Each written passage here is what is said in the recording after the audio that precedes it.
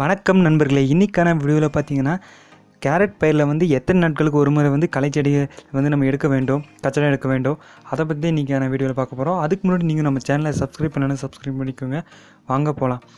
நம்ம வந்து மெயினாக வந்து களைச்செடிகளை வராமல் முடிஞ்ச அளவு கட்டுப்படுத்த வேணும். ஃபஸ்ட்டு பார்த்தீங்கன்னா நம்ம விதைச்சி ஒரு விதை போட்டதுக்கப்புறம் பார்த்தீங்கன்னா 4வது நாள் பார்த்தீங்கன்னா நம்ம செங்கர் மருந்து கொடுப்போம்.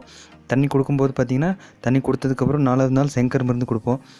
கொடுத்தா பார்த்தீங்கன்னா மேக்ஸிமம் எல்லா களைச்செடிகளும் இதாகிடும். அந்த புற்கள் மட்டும் கொஞ்சம் கொஞ்சம் இருக்கும். நம்ம வந்து பார்த்திங்கன்னா ஒரு 10 நாள் எல்லா பயிரும் வந்து முளைச்சி வந்ததுக்கப்புறம் ஓரளவுக்கு வளர்ந்ததுக்கப்புறம் 10 நாளுக்கு மேலே பார்த்திங்கன்னா ஒரு களை எடுக்க வேண்டியதாக இருக்கும். நம்ம மருந்து கரெக்டாக இருந்ததுன்னா, மருந்து கொடுக்கலன்னா கண்டிப்பாக நீங்கள் வந்து 10வது நாளுக்கு மேலே களை கண்டிப்பாக எடுக்க வேண்டும். நீங்கள் மருந்து கொடுத்துருந்தீங்கன்னா அந்த டைமில் தேவைப்படாது. அப்படி கொடுத்தவங்க பார்த்திங்கன்னா ஒரு 20 நாளுக்கு அப்புறம் பார்த்திங்கன்னா களைச்செடி எடுக்கலாம். மருந்து நீங்கள் கொடுத்த பிரச்சனை எல்லாமே ஒன்றும் இல்லை, களை இல்லைன்னா பார்த்தீங்கன்னா நீங்கள் 20 நாளுக்கு அப்புறம் வந்து ஓரளவுக்கு வளர்ந்துருக்கும், களைச்செடிகள் வரும். அதுக்கு பிறகு அப்போ வந்து நீங்கள் பார்த்தீங்கன்னா கொஞ்சம் களைச்செடிகளை எடுத்துகிட்டு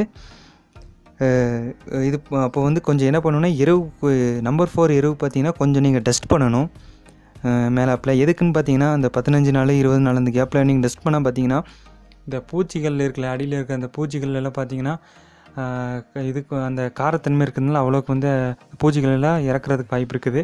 அதனால் நீங்கள் கொஞ்சம் டஸ்ட் பண்ணி விடணும். அதுக்கப்புறம் பார்த்தீங்கன்னா ஒரு 25-30 நாளுக்கு அப்புறம் பார்த்தீங்கன்னா ஒரு செடியெல்லாம் நல்லா வளர்ந்ததுக்கப்புறம் பார்த்தீங்கன்னா களைகளை எடுத்து நம்பர் 4 எருவு வந்து நீங்கள் வந்து கொடுக்கணும். ஏக்கருக்கு பார்த்தீங்கன்னா 5-6 பேக் அந்த மாதிரி நீங்கள் எவ்வளோ போடுவீங்களோ அந்த அளவுக்கு வந்து அந்த டைமில் வந்து பார்த்திங்கன்னா நம்பர் 4 எருவும் ஜாஸ்தியாக கொடுக்கணும். நீங்கள் ஃபஸ்ட் டைமே கொஞ்சம் டஸ்ட் பண்ணியிருந்தால் அதுக்கேற்ற மாதிரி நீங்கள் கம்மி பண்ணிக்கோங்க. அப்போ வந்து நீங்கள் வந்து டஸ்ட்டு அந்த எருவு கொடுக்கும்போது பார்த்தீங்கன்னா அந்த 30லேருந்து 40 நாள் அந்த டைமில் வந்து எருவு கொடுக்கும்போது கண்டிப்பாக நீங்கள் வந்து என்னை கொத்தி வச்சல ஓரளவுக்கு மேலாப்பில் கொத்தி அதுக்கப்புறம் எருவு போடுங்க. ஏன்னா எருவு வந்து அப்போ தான் வேருக்கு சீக்கிரமாக போகும். நம்ம எருவு போட்டதுக்கப்புறம் பார்த்தீங்கன்னா தண்ணி வந்து ஃபஸ்ட்டு 2 தண்ணி பார்த்தீங்கன்னா ரொம்ப ஓடாத மாதிரி கொடுங்க. ஏன்னா பார்த்தீங்கன்னா நீங்கள் எருவு போட்டதுனால அதிகப்படியான தண்ணி கொடுத்தா அது வந்து காவால் போயிடும். அதனால் நீங்கள் வந்து எருவு கொடுத்ததுக்கப்புறம் பார்த்தீங்கன்னா கொஞ்சம் கொஞ்சமாக தண்ணி கொடுங்க, ரொம்ப ஓடாத மாதிரி. அதுக்கப்புறம் பார்த்தீங்கன்னா ஒரு 40 நாள் 30 நாள் அந்த கேப்பில் எருவு கொடுத்து இதெல்லாம் பண்ணதுக்கப்புறம் பார்த்தீங்கன்னா ஒரு 60 நாள் 70 நாள் அந்த டைமில் வந்து ஏதாவது ஒரு களை எடுக்க வேண்டியதாக இருக்கணும். மற்றபடி எந்த ஒரு களையும் இருக்காது. இந்த 3 டைம் 4 டைம் தான் மேக்ஸிமம் எடுக்கிற மாதிரி இருக்கும் கேரட் செடியில். கேரட் செடியை பொறுத்த வரைக்கும் களை வந்து பிரச்சனை இல்லை.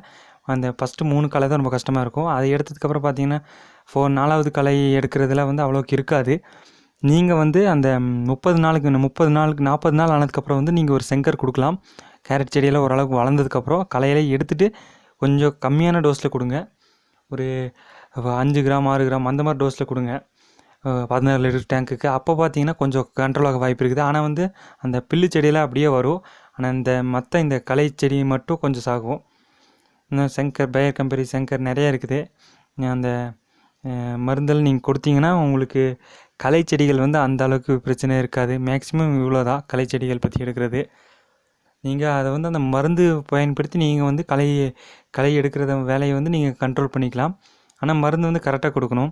அதிகமான டோஸ் கொடுத்தீங்கன்னா இந்த கேரட் இதாகிடும். ஆனால் ரொம்ப கம்மியாக கொடுத்தாலும் அந்த நம்ம 4வது டைம் பார்த்தீங்கன்னா கேரட் விதைச்சி 4வது டைம் கொடுக்கும்போது 8 கிராம் 10 கிராம்னு சொல்கிறாங்க 16 லிட்டர் டேங்க்குக்கு. நீங்கள் அதுக்கு கம்மியாக கொடுத்துட்டிங்கன்னா அந்த மருந்து பிரயோஜனம் இல்லாமல் போயிடும். ரொம்ப ஜாஸ்தியாக கொடுத்தாலும் பயிர் சேதமாகிடும். கரெக்டாக சரியாக, ஏன்னா நீங்கள் கம்மியாக கொடுத்தா என்ன ஆகுதுன்னா அந்த கேரட்டுக்கு ஒன்றும் ஆகாது. நீங்கள் கம்மியாக கொடுத்தா அந்த களைச்செடிகள் என்ன ஆகுதுன்னா அப்படியே ஒன்றுமே ஆகாது, அது அப்படியே தான் இருக்கும். நீங்கள் வந்து அப்புறம் மருந்து கொடுத்துட்டு பார்த்தீங்கன்னா முளைப்பு வர்ற பார்த்தீங்கன்னா களைச்செடிகளும் அந்த கேரட் பயிரோடு சேர்ந்து வந்துடும்.